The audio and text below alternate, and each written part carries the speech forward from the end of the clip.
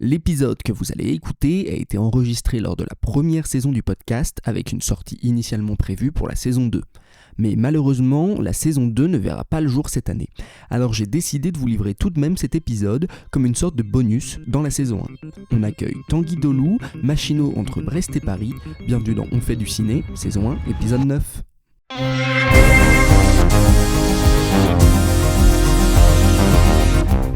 Bonjour Tanguy. Bonjour Nathanaël. Eh ben écoute, bienvenue dans le podcast On fait du ciné. Merci. Super content de t'avoir. Donc On fait du ciné, c'est un peu le podcast qui mélange discussion personnelle et anecdotes, histoire sur le cinéma. Toi tu travailles dans le milieu du cinéma, tu es machinot. Je pense que la plupart des gens qui ne travaillent pas dans le milieu du cinéma, ne connaissent pas trop, ne savent pas ce que c'est un machinot. Est-ce que tu pourrais nous expliquer carrément un peu ce que c'est ce métier ? Donc la machinot, donc c'est tout ce qui est en rapport avec la machinerie dans le cinéma. Donc ça va être tout ce qui est mouvement de caméra, donc tous les mouvements de grue par exemple, les mouvements de dolly, donc sur ride, ça c'est les petits chariots avec la caméra dessus, voilà. Aussi ça va être donc toute l'installation de ces grues là, parce que des fois elles arrivent, ce sont des Lego, elles arrivent en morceaux, il faut tout monter, donc voilà. Toute la sécurité de la caméra aussi, quand on fait des accroches, par exemple tout ce qui est accroche voiture, donc on met la caméra sur le capot, on doit tout fixer ça, enfin voilà. Ok, donc, d'accord. Faut que la voiture roule après, voilà, faut pas que la caméra parte. Ouais, c'est des grosses installs. Ouais, carrément. Donc ça ça fait partie de la machinerie. Et après on a aussi toute la partie sécurité des projecteurs en lien avec les électriciens.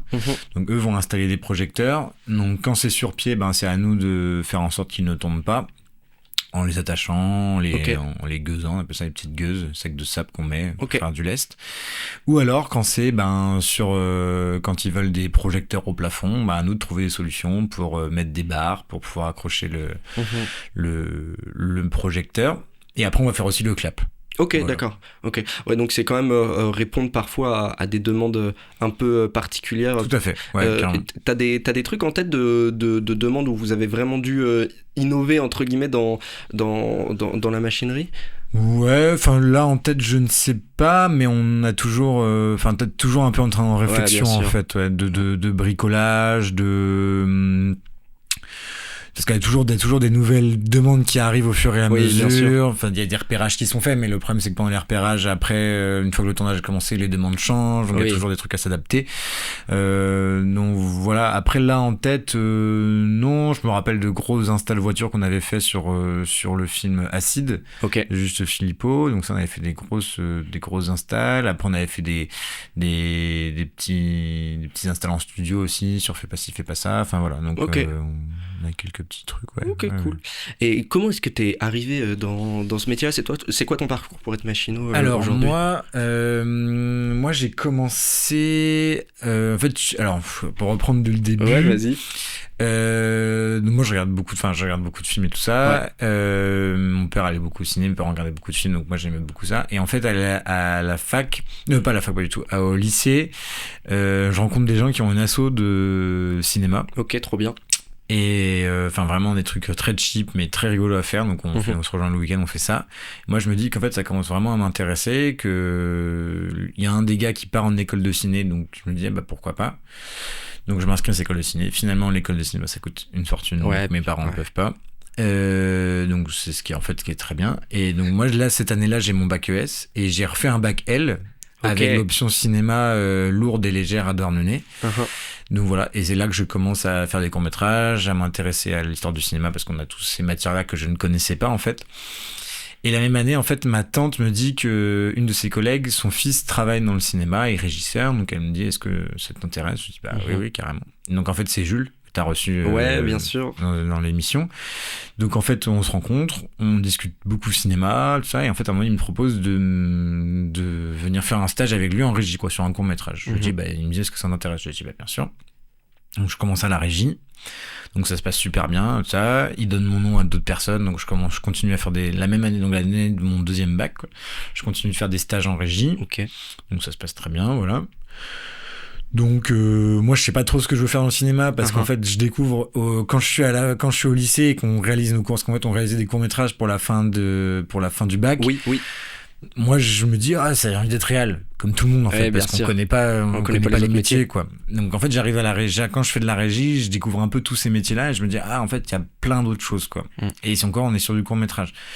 Donc voilà, j'arrive à la fac, je fais une fac de cinéma à Rennes 2, art du spectacle.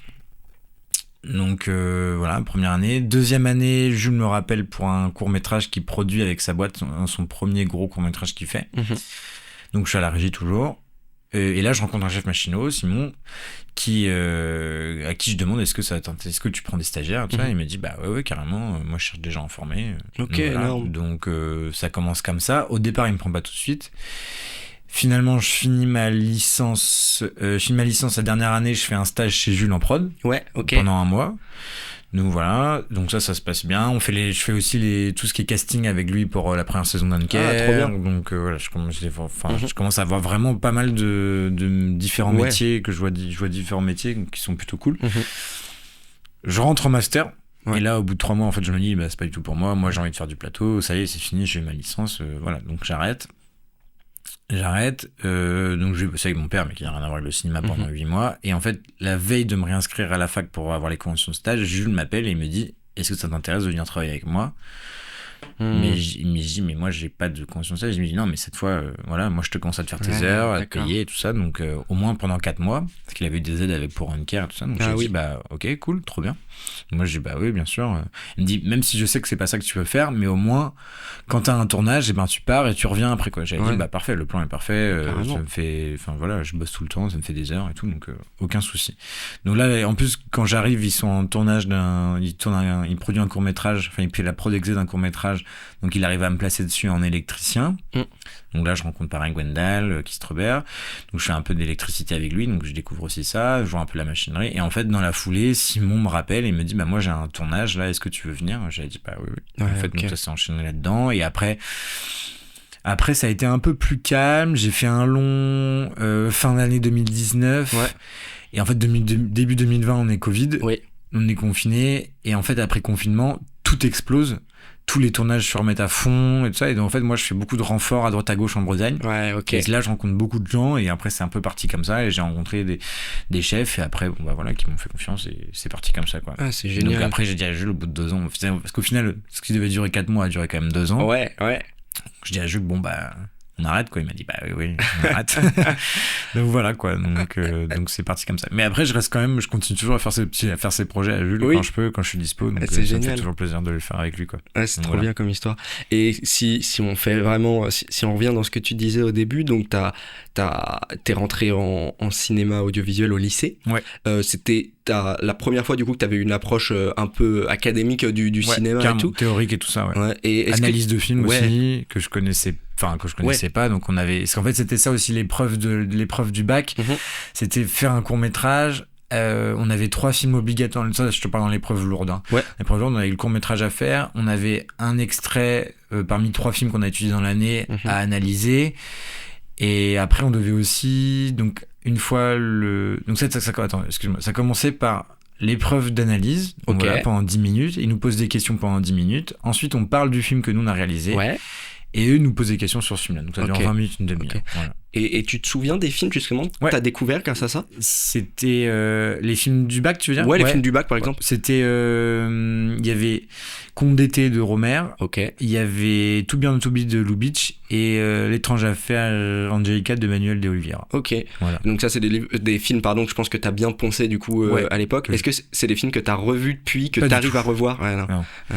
Et non, même Lubitsch, parce qu'après moi je suis pas un gros fan de Romer et tout ça. Déjà même les premières parce qu'en fait l'école avait un partenariat avec le cinéma, et en fait on est projeté au ciné pour qu'on les voit au ciné, donc ça c'était chouette.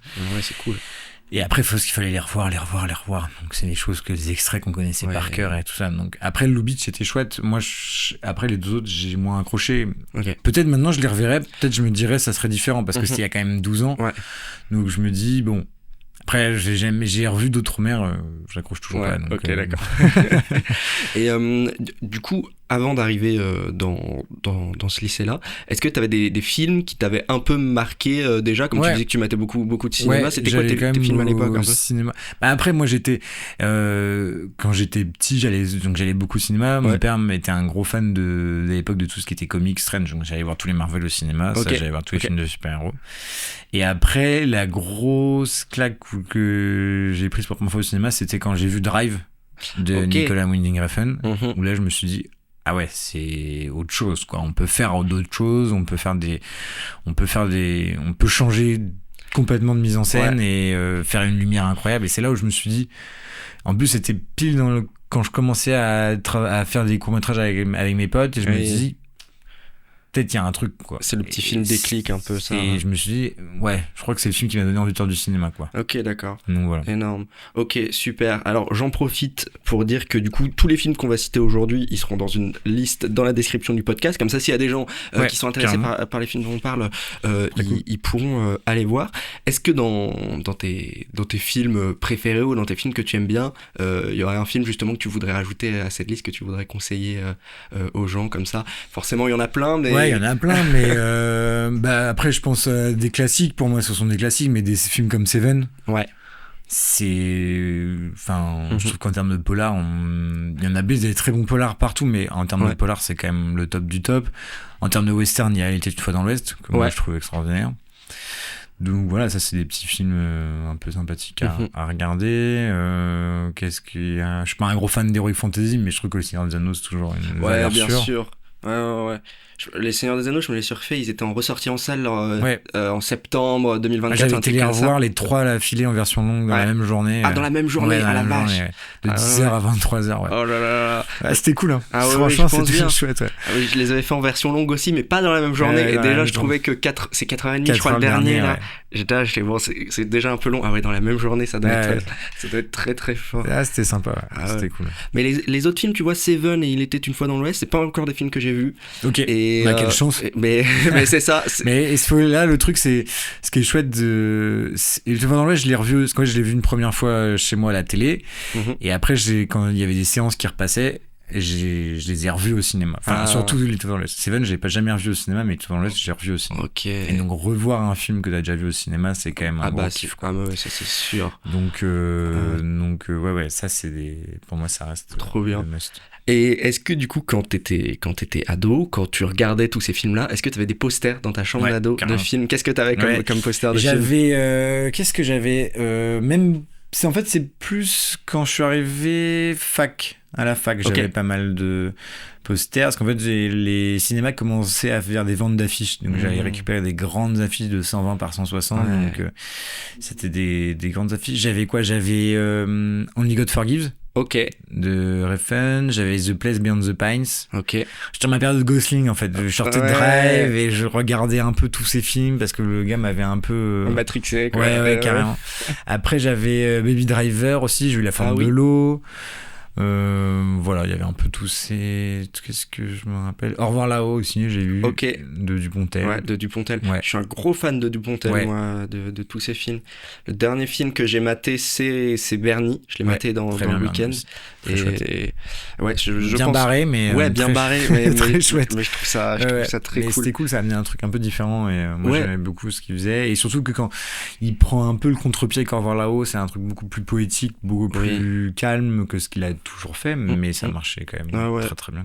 Non, je pense que c'est un de mes réels français préférés du Pontel pour tout ce qu'il a essayé. En tout cas, ça c'est cool. D'ailleurs, donc moi, Bernie, c'est le dernier film que j'ai vu chez moi. Toi, c'est quoi le dernier film que tu as vu chez toi? Le dernier film que j'ai vu chez moi, c'est The Substance hier. Mais non. Et le dernier film que j'ai vu au ciné, c'était Mission Impossible dimanche. Ah oui, alors je suis pas encore allé voir le Mission Impossible pour la simple et bonne raison que je n'ai pas vu toute la saga Mission Impossible. J'ai vu aucun pour l'instant. Aucun. D'accord. Donc j'attends de voir au moins un ou deux, quoi, tu vois. Ouais, même avant celui-là, faut regarder parce qu'en fait, c'est en deux parties. Donc faut regarder celui-là par partie. Le 5, ouais, forcément. Le 7. C'est le 8 là? C'est le 8, Ah oui, d'accord, je pensais que c'était le 6. Ouais, d'accord. Ah non, je confonds avec Destination Finale. C'est le 6e qui est sorti en salle en ce moment. Mais ok, et The Substance, c'est la première fois que tu le découvrais ou tu l'avais découvert en salle? J'avais pas vu moi, j'avais raté. Parce qu'en fait, je sais pas, j'avais une appréhension un peu par rapport à ce film. Je savais pas trop. Tout le monde m'a dit c'était génial. Je voyais mes potes de sur Sens Critique qui me disaient ouais, c'est incroyable. Je voyais des notes incroyables. Je me dis bon. Je l'ai regardé hier. Oui. C'est bien, je trouve ça pas mal, mais je me suis pas emballé comme un dingue, quoi. Je trouve ça beau, je reconnais le talent, il y a un truc un peu dingue dans la mise en scène et tout ça. Après la fin, je suis pas sûr. Ouais, moi j'ai entendu beaucoup de gens dire ça aussi. Ouais, la fin un peu too much, donc voilà. Tu l'as pas vu ? Moi je l'ai vu au ciné, et justement je suis super content de l'avoir vu au ciné, comme je trouve que c'est une grosse expérience, parce que je trouve que le son de ce film est exceptionnel. Et surtout l'image, moi j'ai beaucoup aimé l'image et la mise en scène qui sont quand même assez intéressantes. Mais je trouve que la fin, elle est un peu... Ouais, mais je peux comprendre. Moi, j'avoue que la fin... Pourtant, l'idée est bonne, je trouve que l'idée est super. La satire est quand même marrante. Mais la fin, ça va un peu tout. C'est un peu tout. Ok, je comprends. Moi, la fin m'a quand même satisfaite, mais je peux comprendre les gens qui disent ça. J'ai des potes qui m'ont dit ça aussi. Et ok, d'accord. Ok. Et The Substance est au ciné. Du coup, Mission Impossible. Est-ce que c'est fidèle à la saga ? Qu'est-ce que t'en as pensé ? Moi, je pense qu'il est temps que ça s'arrête, quoi, parce que ça s'essouffle un peu, je trouve. Sincèrement. Ouais, je suis sorti de là, ça dure 3 heures, un peu saoulé, quoi, parce qu'en fait, c'est beaucoup de blabla, il se passe pas grand chose, je trouvais ça très long. Beaucoup de choses ratées un peu, puis pas très bien réalisé, pas très beau dans l'image, donc en fait ça m'a un peu sorti du film aussi. Ok, d'accord. Et ouais, je pense qu'il est temps qu'en fait ça s'arrête, des sagas comme ça, des fois il faut... Ok. On sait pas, je sais même pas s'ils ont annoncé un autre, parce qu'il me semble que le titre c'est The Final. Normalement c'est le dernier. Donc normalement c'est le dernier, normalement ça s'arrête. Voilà. On espère, on croise les doigts. Tous. C'est sûr. Si ça fait des bonnes entrées cette année, dans 3 ans on peut le revoir. Tout à fait ça. On peut le revoir en salle, ok. Et tant qu'on est sur les sorties ciné, un peu, t'as d'autres trucs qui t'intéressent en ce moment au ciné ? Donc pour les gens qui nous écoutent, on est fin mai là, à peu près. Donc là en ce moment, j'arrive pas trop à trouver. Pourtant, tu vois, j'ai une carte illimitée et tout ça, donc j'aime bien aller voir un peu de ciné, mais j'aime bien quand même trouver des choses qui m'intéressent. Et là, j'arrive pas trop en ce moment. Je sais pas ce qui sort mercredi. J'ai pas vu. Mercredi, il y a juste le dernier Wes Anderson qui sort. Ouais, je vais aller le voir, même si. Wes Anderson, j'aimais beaucoup au tout début, jusqu'à Grand Budapest Hotel. Pour moi, Grand Budapest Hotel, le Grand Budapest Hotel, c'est son chef-d'œuvre, quoi. Dans toute la mise en scène, dans tout son style, c'est ce qu'il a vraiment fait de plus ouf. Et vraiment, je suis assez d'accord. Niveau histoire, j'ai trouvé ça hyper bien, c'est hyper drôle, ça marche super bien. Même ses films avant, le Moonrise Kingdom, La Vie aquatique, tout ça, ça marche super bien. La famille Tenenbaum, tout ça, enfin, c'est vraiment tout ça avant. Et après, moi, The French Dispatch, j'ai été extrêmement déçu. Peut-être parce qu'on l'attendait beaucoup, qu'il y a le Covid, donc on l'a attendu encore plus. Et en fait, et là, c'était celui d'avant. Non, il y a eu L'Île aux chiens après. L'Île aux chiens, parce que j'oublie toujours les films d'animation, mais L'Île aux chiens, c'était vraiment bien. J'ai trouvé ça vraiment bien aussi. Mais en termes de prise de vue réelle. Il y a eu Asteroid City. Le dernier. Moi, ça m'a un peu gonflé. Je suis d'accord avec toi. Ça m'a un peu saoulé. En fait, il met trop de personnages, on part sur trop d'histoires, il n'y a plus rien. Il y a plus. En fait, tout est un peu figé. C'est devenu des tableaux de plans et du coup il n'y a plus vraiment de mise en scène de personnages qui bougent. Et j'ai regardé son court-métrage aussi et pareil, c'était vraiment, alors c'est très joli, c'est très beau, c'est très bien fait, il n'y a aucun souci, mais je trouve ça un peu figé. En fait, je trouve qu'il est devenu un peu cliché lui-même. Mais je suis assez d'accord avec toi là-dessus. Mais Asteroid City, pour l'avoir vu dernièrement, j'étais hyper partagé parce que j'étais à la fois là en mode en fait il prend quand même des partis pris qui sont super où t'es là, ouais c'est ça, t'es là en fait c'est cool, mais en même temps l'histoire m'a pas du tout plu, voilà, en fait l'histoire je trouve que les histoires sont moins intéressantes, donc j'attends de voir, donc je vais quand même aller voir.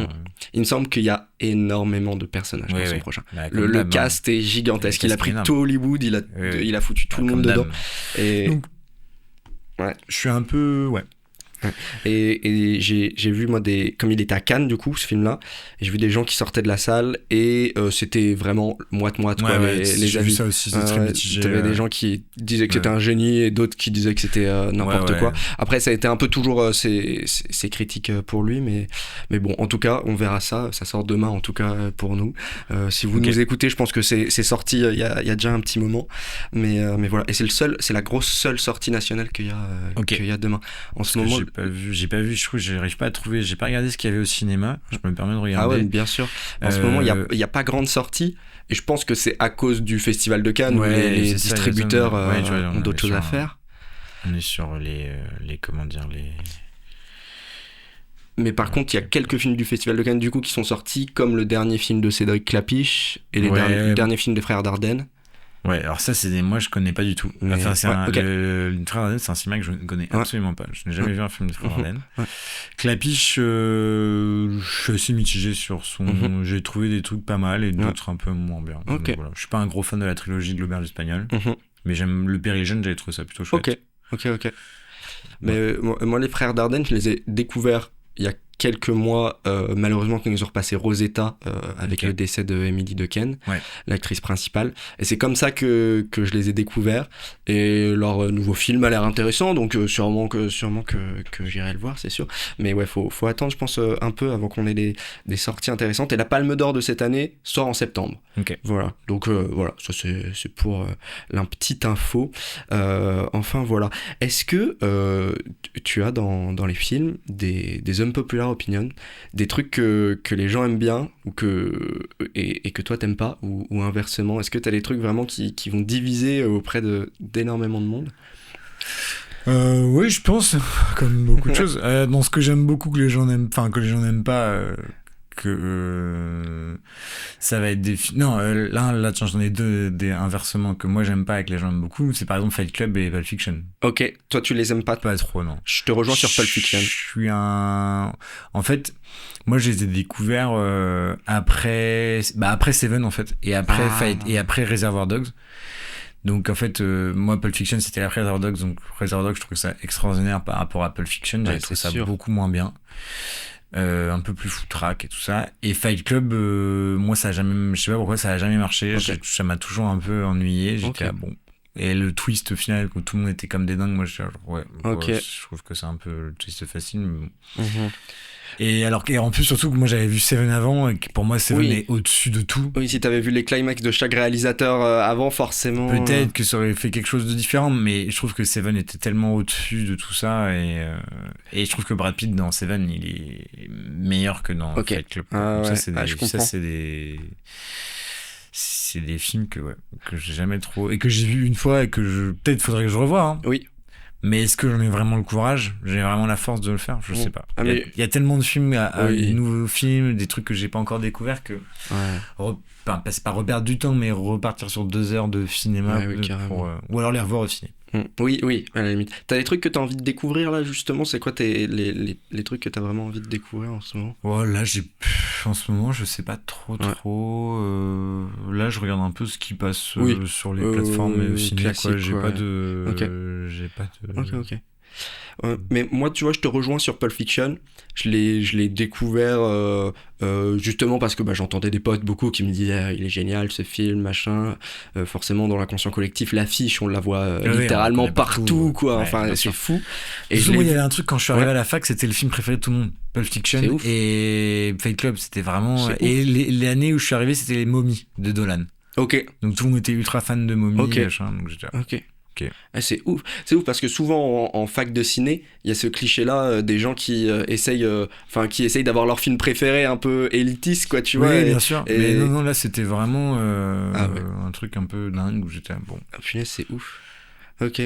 Et quand tu nous as parlé tout à l'heure des films que t'as découvert quand t'étais au lycée, à la fac, t'as découvert des trucs, t'as analysé. Qu'est-ce que vous avez vu? Après, moi, je regardais tellement de films à la fac que je pense que je regardais au moins 2 films par jour, ça c'est sûr. Et des fois, je faisais des journées entières. J'allais au ciné, je rentrais, je regardais un autre film. Donc, j'ai regardé beaucoup de films. On avait une médiathèque qui était à disposition, donc je pouvais aller louer des DVD. On pouvait louer 4 films à la fois. Tous les 2 jours, je les ramenais, quoi. Donc après j'ai découvert plein de choses. J'ai découvert qu'est-ce que j'ai découvert? En fait on avait des cours aussi qui nous faisaient découvrir des réals, différentes choses. Donc je me suis maté tous les frères Cohen, j'ai regardé beaucoup de cinéma sud-coréen aussi. Génial. Donc ça c'était vraiment un gros kiff. Et mais sinon les Wes Anderson beaucoup. Là j'ai vraiment peaufiné ma culture cinématographique, quoi. Et puis je me faisais des carnets avec tous les réals et avec toute la filmo, et comme ça je regardais où j'en étais dans la filmo et je cherchais les films, comme ça je pouvais voir toute la filmo et tout ça. Ok, cool. Donc on va arriver à une question qui va être cruciale et qui va être compliquée, je pense, d'un point de vue des choix. Si demain t'avais plus que 5 DVD dans ta DVD tech, et que tu pouvais plus que regarder ça. Il y aurait Drive, Seven déjà. Sûr. Drive, Seven. Drive, c'est une fois dans l'Ouest, évidemment. Ouais. Après, Seigneur des Anneaux, on compte en non. Allez, je te l'accorde. Seigneur des Anneaux, le coffret en entier. Tu vois, et après, un dernier, je sais pas. Je sais pas, le dernier, c'est dur. C'est pas facile. Hein. Putain, tu peux chercher, vas-y, cherche. Parce que, non, je sais, un film sud-coréen de Kim Jong-un, et J'ai rencontré le diable. Ok. Ça reste, pour moi, pareil, un des meilleurs thrillers que j'ai jamais vu. J'ai jamais vu et jamais entendu parler. De quoi ça parle à peu près? En fait, c'est... comment dire, c'est un homme, sa femme est tuée en fait sa voiture est coincée dans la neige, donc il y a un gars qui arrive qui la tue, et en fait le gars va décider de se venger. Mais je vais pas raconter, tu vas mais pas trop spoiler, mais voilà, il y a un truc déjà c'est du sud-coréen, donc il y a une extrême violence. Oui. Donc c'est assez fou, et en fait il y a des choses où tu te dis mais je comprends pas pourquoi il fait ça, et tout s'explique. T'aimes bien particulièrement le cinéma sud-coréen? Ouais. Ok. Bah les Park Chan-wook, la trilogie Vengeance. Donc avec Old Boy, Lady Vengeance et Sympathy for Mr. Vengeance. Ça, c'était vraiment super. C'est un game, le cinéma sud-coréen et même le cinéma asiatique en général, que j'ai pas trop investigué pour l'instant. C'est assez marrant parce que c'est quand même... que tu prennes du cinéma chinois, japonais, sud-coréen ou taïwanais, c'est quand même des choses extrêmement différentes sur beaucoup de sujets, de beaucoup de mise en scène aussi. Le sud-coréen va être sur du gros thriller polar, alors que le japonais va être sur des comment dire, à la Ozu et tout ça, des trucs un peu plus calmes. Des trucs plus contemplatifs. Voilà. Après, t'as aussi Kurosawa au Japon, avec les 7 samouraïs. Mais le sud-coréen reste quelque chose de...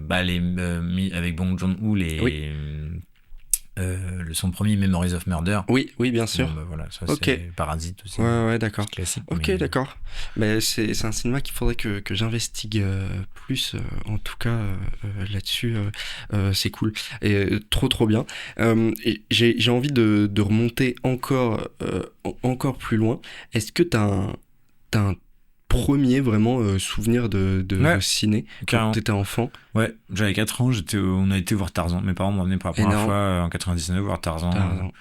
Au cinéma, quoi. C'est fou, j'ai l'impression que tous les premiers souvenirs de ciné des gens, c'est des Disney. Des Disney, c'est forcément. Et moi, il y a les Pixar commençaient à arriver aussi. Ah oui, oui. À cette époque-là, dans les années 90, parce que moi, je me rappelle sortir le mercredi après-midi, d'aller avec ma mère voir Toy Story 2 au cinéma. Enfin, voilà, tous ces films-là, je les ai vus au ciné. C'est énorme. Je continue d'aller les voir au ciné parce que je trouve qu'il y a des choses hyper intéressantes. Donc, plus sur Pixar que sur Disney, je trouve. Je suis assez d'accord, surtout ces dernières années. Mais oui, évidemment, c'est des trucs. C'est la valeur sûre pour les parents. Bah oui, parce que même si Tarzan, ça reste quand même. Moi, j'avais revu après, ça reste quand même assez violent, enfin psychologiquement dès le début, parce que elle perd elle perd son fils, lui il perd ses parents. Enfin, il y a un truc un peu dur, quoi, même la fin et tout ça. Mais ça reste quand même des films d'animation que tu vas voir au ciné. C'est ce qui est évident. Les Disney n'ont jamais été tendres, hein, quand tu vois Le Roi Lion, des trucs comme ça, tu vois.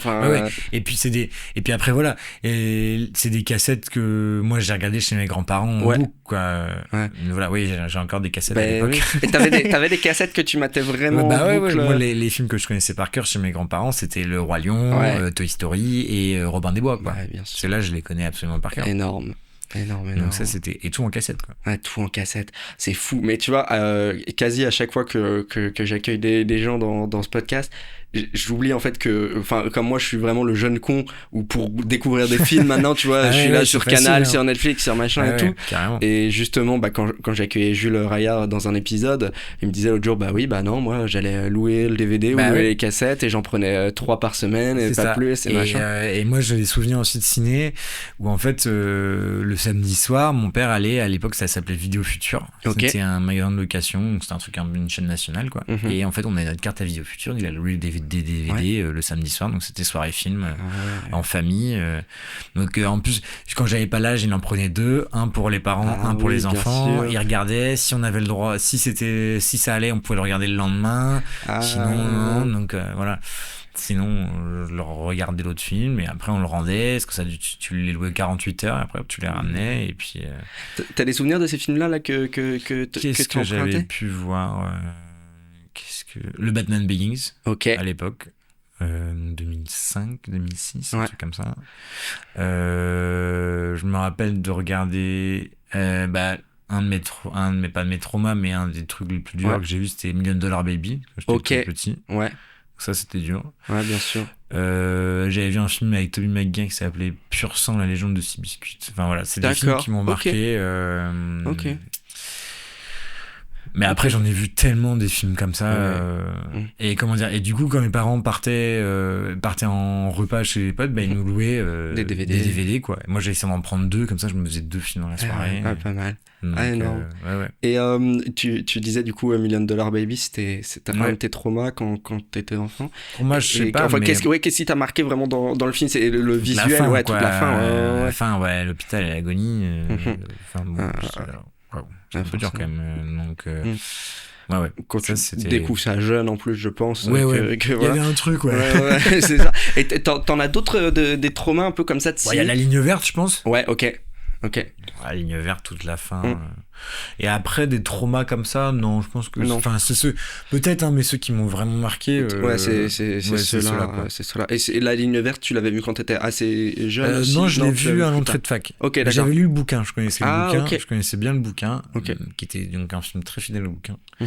Mais ça reste quand même l'interprétation et c'est super touchant fou, quoi. Donc c'est ça qui est assez dingue. Mais je l'ai vu il y a pas si longtemps, la ligne verte. Mais j'avais été prévenu que c'était horrible, tu vois, donc tu le mets devant ton PC et tu fais ok, c'est bon, j'essaie, c'est sûr. Il peut rien se passer. C'est sûr, mais non, ça reste. Après des traumas de peur, il y en a pas eu, enfin je me rappelle pas avoir. Et t'es comment d'ailleurs avec le cinéma d'horreur? C'est quelque chose j'aime bien, t'aimes bien? En fait, j'aime bien avoir peur sur sauter au cinéma et tout ça me fait marrer. Là j'étais voir le dernier Destination Finale. Ouais, ça t'a fait marrer. Ouais, ça m'a fait marrer. C'est marrant, quoi. Ça devient.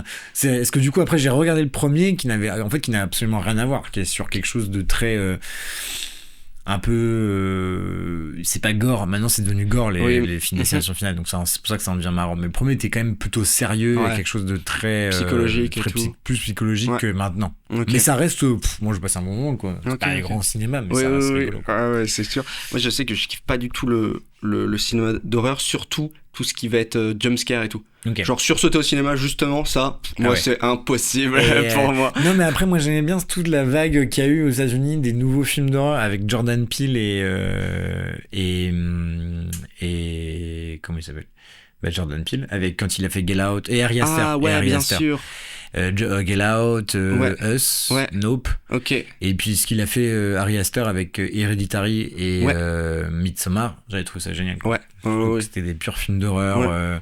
Puis Midsommar, c'était un film d'horreur en plein jour, donc c'était quand même super marrant. Enfin, c'était super marrant. C'était plus psychologique aussi. Ouais, bien sûr.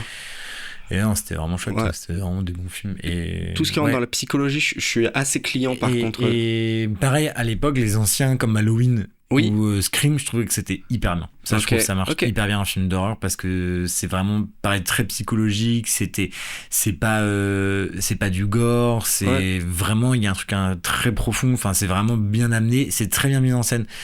Et du coup, il y a toujours des petits trucs. La musique, elle est hyper importante dans ce genre de film. Donc, c'est vrai que moi, je trouve que ça marche super bien, ce genre de film comme ça. Et j'aime beaucoup ceux-là. Ouais, trop bien. Ouais, c'est vrai que tous les films, justement, comme Midsommar et tout, je sais pas pourquoi, c'est pas des films que je classe dans la catégorie horreur. Tu vois, mais au final, en fait, je me suis tellement auto-persuadé que j'aimais pas l'horreur que dès que j'aime bien un film d'horreur, je me dis, c'est pas un film d'horreur, en fait, tout simplement. Pourtant, c'est des trucs un peu trash et un peu violents, mais peut-être moins horreur que Hereditary, oui, ça c'est sûr. Mais ça t'est déjà arrivé d'aller voir un film et de voir un truc auquel tu t'y attendais pas du tout? En fait, moi je pense par rapport au film d'horreur, j'ai découvert en salle il y a pas longtemps Black Swan. Ouais, ok. Et moi Black Swan, j'ai entendu sur la danse. Ouais, exactement, je me suis dit ça va être un film sur la danse, tout mignon. Et j'ai flippé quand je suis rentré chez moi dans la nuit, tu vois, après, parce que il y a plein de jumpscares dans Black Swan et j'ai détesté ça, tu vois. En film, non. En général, t'es à peu près aligné avec la vente du truc. Non, le dernier film où j'ai été surpris, mais agréablement surpris, c'était Sinners, que j'avais vu au ciné. Ah ouais. Et en fait, je m'avais plus ou moins compris qu'il y avait des vampires dedans, mais sans vraiment comprendre le truc. Et en fait, c'était des grosses surprises et grosses claques, parce que c'était vraiment un super film. Et mais oui, avec des petits jumpscares de temps en temps. Mais ça part, en fait, ça devient un vrai film d'horreur, quoi. Donc, bah, tu vois, je suis pas encore allé le voir. Avec ce que tu m'as dit, peut-être que je vais pas aller le voir en fait. Au moins c'est bien. Au moins je sais. Non, bah écoute, trop bien. On a parlé de plein de trucs là par rapport à toi en tant que spectateur. Mais si tu veux, on peut parler un peu du métier du cinéma et tout. Est-ce que c'est très vaste comme question, attention, mais est-ce que t'as un souvenir de tournage, un truc qui t'a marqué, un truc que ça soit où tu t'es dit bah effectivement là j'ai vraiment l'impression d'être à ma place, de faire ce que je kiffe et je suis content d'être là. T'as des souvenirs comme ça de tournage? Ouais, carrément. En fait tous les tournages où en fait moi j'aime bien quand ça va vite, quand il y a des trucs à faire, quand il y a des parce que quand tu sépares le plateau, en fait t'as ton plateau et quand tu le sépares en deux, t'as la face où t'as vraiment les caméras, les comédiens, le perchman, tout ça, et après t'as un peu ce qu'on appelle l'arrière, donc t'es au camion, à ranger, à préparer les installations pour le truc d'après. Ouais, bien sûr. Moi je suis plus souvent là. Et ce que j'aime bien. Et en fait quand t'arrêtes pas de la journée, sortir du matos, préparer des trucs, aller installer des trucs rangés, et que t'arrêtes pas de ta journée, là, la journée, elle est trop cool, ça passe à une vitesse, c'est hyper bien. Parce que le cinéma, les tournages de cinéma, ça peut être très long. Et des fois, ça peut être un peu chiant. Ouais, je pense bien. Et mais quand ça se passe comme ça, là, dernièrement, j'étais sur une série qui s'appelle Astrid et Raphaël sur France 2. Et en fait, on n'a pas arrêté. On n'a jamais arrêté et c'était trop bien. Génial. Franchement, c'était cool, quoi. Il y avait plein de trucs à faire. Donc ça fait vraiment plaisir, quoi. Trop bien. Et après, il y a des moments, moi, ce que j'aime bien, c'est sortir des grues. Toujours marrant, les grues, parce que c'est toujours un peu impressionnant. Donc, quand tu sors de ce qu'on appelle technocrane, c'est des grosses grues télescopiques, donc c'est un peu rigolo à faire. Enfin, moi, je fais pas parce que voilà. Mais dès que tu sors avec du gros matos, forcément, t'es content. C'est bien un peu sûr. Marrant. C'est des choses, faire des accroches voitures, tout ça, c'est un peu faire de la construction, en fait, ce qu'on appelle la construction, quoi, où tu prends des barres, tu construis des structures autour de la voiture. Trop bien. Mais des projecteurs un peu partout, voilà. Ça, c'est des choses assez intéressantes et plutôt chouettes à faire. Et du coup, toi, t'es sur Brest. Comment est-ce que t'as vécu ce truc de on entend beaucoup que les tournages, tout est centralisé sur Paris. Il y a quand même moins de choses dans le reste de la France. Comment, du coup, en tant que pro, t'as vécu ce truc-là? Est-ce que ça t'a dérangé, toi, de devoir bouger sur Paris pour bosser? Est-ce que tu trouves plus de travail ici? J'ai été à Paris pendant un petit moment, même pas un an, tu vois, et encore... J'y allais pas j'allais un peu, mais j'ai jamais pris de location là-bas parce que ça me... d'accord. Déjà pour trouver c'était impossible, mais et en fait surtout il y a eu un truc qui a fait que je me suis dit je rentre à Brest en fait. Ma ville elle est ici, mes potes ils sont ici, mes parents sont dans le Finistère Sud, toute ma famille est là, je me suis dit non. Et après j'ai dit tant pis, quand j'aurai des tournages à Paris, j'irai à Paris ponctuellement. Voilà, là j'étais à Paris sur le dernier truc, donc pendant 3 semaines et demie. Voilà. Et ça le fait. Donc, ça le fait. C'est vrai que j'y passe beaucoup de temps dans l'année, donc les gens me disent mais pourquoi t'habites pas à Paris? Je dis non, je peux pas. Je préfère travailler à Paris et rentrer un week-end sur 2 à Brest, même si c'est un peu en express. Mais au moins quand un tournage est fini, là le tournage il est fini, je l'ai fini là il y a 10 jours. Le tournage est fini, je suis rentré chez moi et là tu dis voilà, c'est vraiment fini. Parce que quand t'as un tournage à Paris, une fois que c'est fini, t'es toujours à Paris. Donc t'es toujours dans l'effervescence du truc et tout.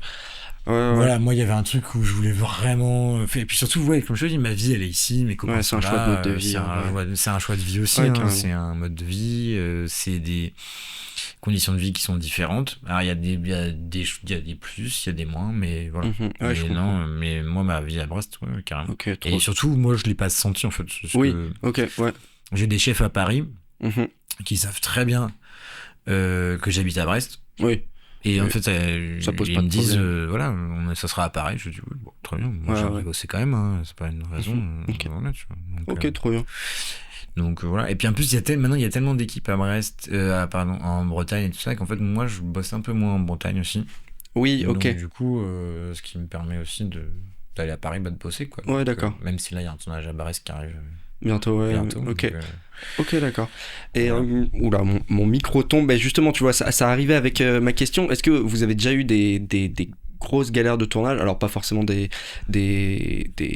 trucs horribles, mais des trucs où tu flippes un peu, ou est-ce que tes tournages sont vraiment toujours bien ça se passe bien en général, mais t'as toujours un aléa un peu galère. Après, de là avoir des grosses galères, je me rappelle pas. Peut-être sur Super Sex, on était tombé on tournait à Bastille, on était tombé plein dans les manifs.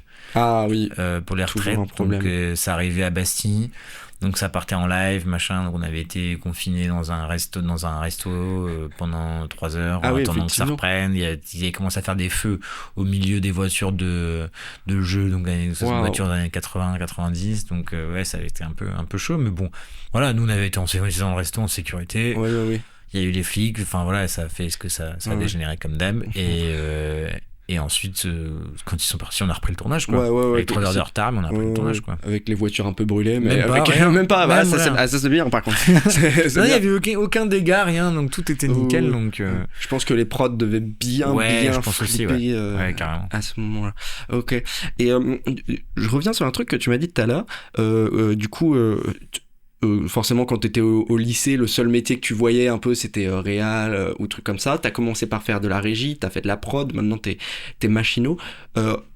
Est-ce qu'il y a d'autres métiers dans le ciné qui t'intéressent ? Est-ce qu'il y a des trucs qui t'intriguent ? Moi, j'aimais beaucoup la perche. Ok, trop bien. De la perche. J'en faisais un peu à la fac, parce que pareil, la fac, la dernière année, on avait des ateliers réalisation. Il y avait 2 projets qui a été choisis, et c'était la personne qui les avait écrits qui les réalisait. Ah ouais. Nous, j'avais un pote qui venait d'un BTS son, avec qui j'entendais très bien. Et en fait, on avait fait le film et j'avais fait la perche. Donc avec un gars qui m'avait un peu appris comment percher, tout ça, parce que lui connaissait un peu le truc.